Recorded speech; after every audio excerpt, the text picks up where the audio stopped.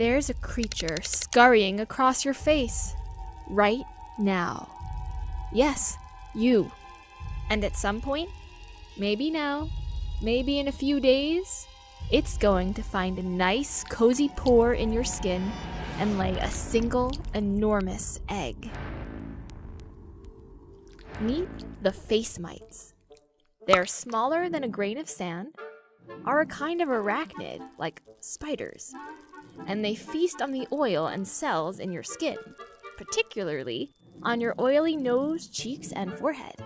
Scientists suspect they've been living on us since the dawn of humanity over 200,000 years ago.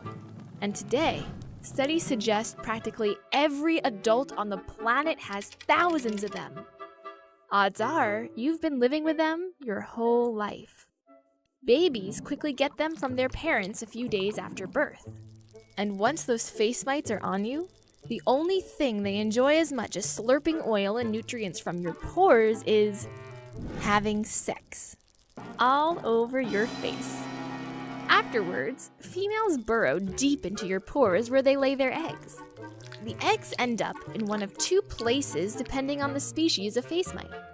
The first species, called Demodex folliculorum, lays its eggs in your hair follicle, while the second prefers nesting in your sebaceous glands. And in under 2 weeks, the babies hatch, mate, lay their own eggs, and die, leaving behind a pile of decomposing corpses.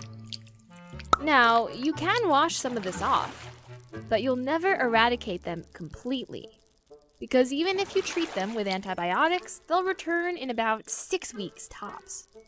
You'll pick them up from towels, pillows, and your loved ones. Well, that all sounds horrific, but usually face mites are harmless. They only become a problem when they multiply out of control. This can happen in people with an impaired immune system. It's also been seen in people with a painful skin condition called rosacea. Normally, you'll have around 1 or 2 mites per square centimeter of skin.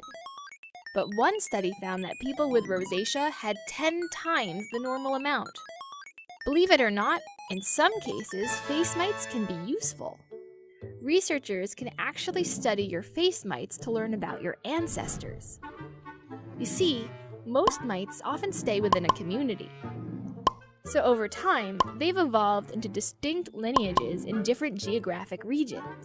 And by comparing their DNA, scientists can trace how different groups of humans migrated across the world. For example, a study found that European mites genetically diverged from East Asian mites around 40,000 years ago. That's the same time European and East Asian humans parted ways. Pretty handy. So when it comes down to bugs crawling all over you, it could be a lot worse.